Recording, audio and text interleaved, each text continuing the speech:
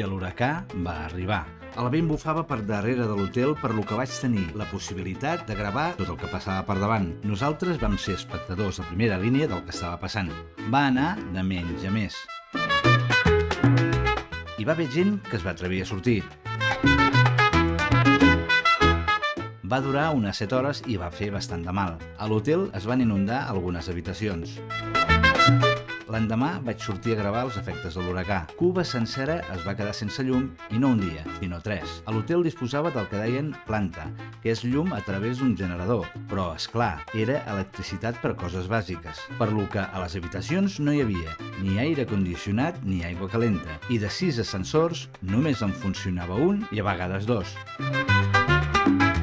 No es podia anar enlloc perquè, al no haver-hi electricitat, estava tot absolutament tancat. Més d'un dia el generador col·lapsava i ens quedàvem sense llum a l'hotel, per lo que hi va haver gent que es va quedar atrapada a l'ascensor, encara que poca estona, màxim 15 minuts.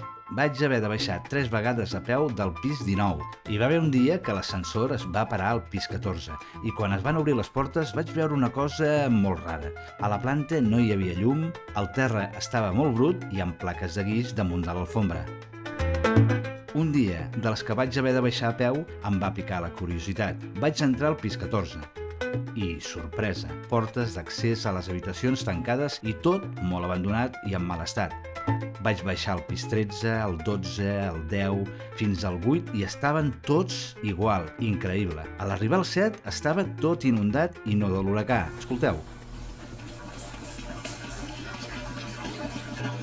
Però això no acaba aquí. Vaig seguir baixant i tot igual. A l'arribar a la 4ª planta, sorpresa. Mireu com estava.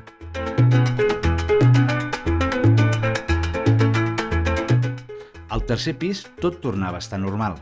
Total, a l'hotel hi ha 25 plantes, però només estaven disponibles de la 15 a la 25. Per flipar. Trip Havana és un hotel que, encara que té els seus anys, és un hotel amb reputació i que estigui d'aquesta manera semblava impensable.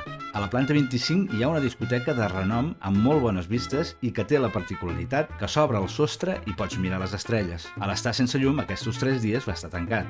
Aquests dies van ser de llegir, menjar i passejar pel malecón. Poca cosa més es podia fer.